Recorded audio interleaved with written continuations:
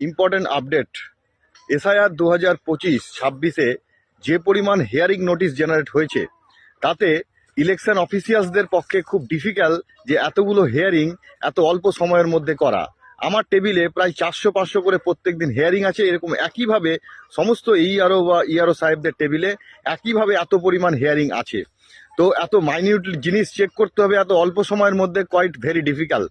আর একটা important update যেটার জন্য আমি ভিডিওটা বানাচ্ছি, যারা অসুস্থ আছেন, যারা প্রেগনেন্ট ওম্যান আছেন, বা যাদের ছোট বাচ্চা সদ্যজাত বাচ্চা হয়েছে, যারা বয়স্ক ভোটার আছেন, যারা পিডব্লিউডি বিশেষভাবে সক্ষম ভোটার আছেন, তাদেরকে হিয়ারিংয়ে আসতে হবে না।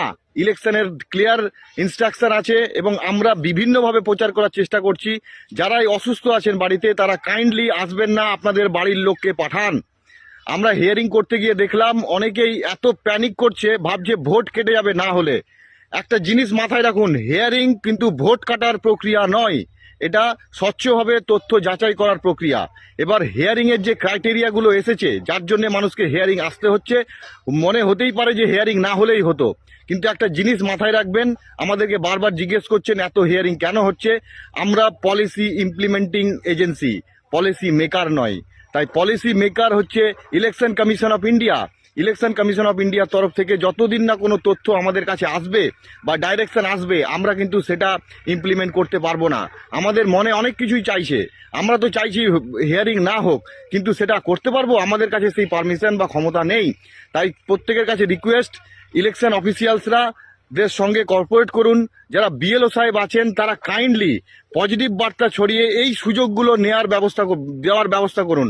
আপনার পার্টে যে সমস্ত ভোটার অসুস্থ আছে, বয়স্ক আছে, বিশেষভাবে সক্ষম আছে, তাদেরকে হিয়ারিংয়ে আসতে হবে না। তাদের পক্ষ থেকে তাদের বাড়ির রিপ্রেজেন্টেটিভ পাঠান। আশা করি ভিডিওটা ভীষণভাবে উপযুক্ত। এখন সবার মধ্যে শেয়ার করুন আর এই তথ্য সবাইকে পৌঁছে দিন, যাতে কেউ হিয়ারিংয়ে এসে শারীরিকভাবে অসুস্থতার শিকার না হয়। আমি নিজেও কালকে 2 জনকে হসপিটালে পাঠাতে হয়েছিল, তারা থ্যাংক গড সুস্থ আছেন, বাড়ি পৌঁছে দিতেও পেরেছি।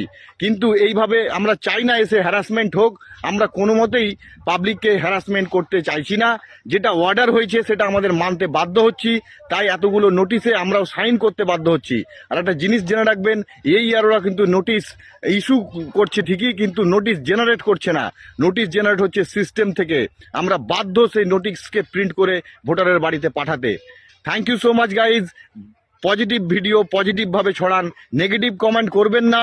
সিস্টেম যেটা হয়েছে সেটা সবাইকে মেনে নিতে হবে। আর আমরা কিন্তু policy implementing agency, policy maker নয়, এটা মাথায় রাখবেন। Thank you so much. সবাই নিজের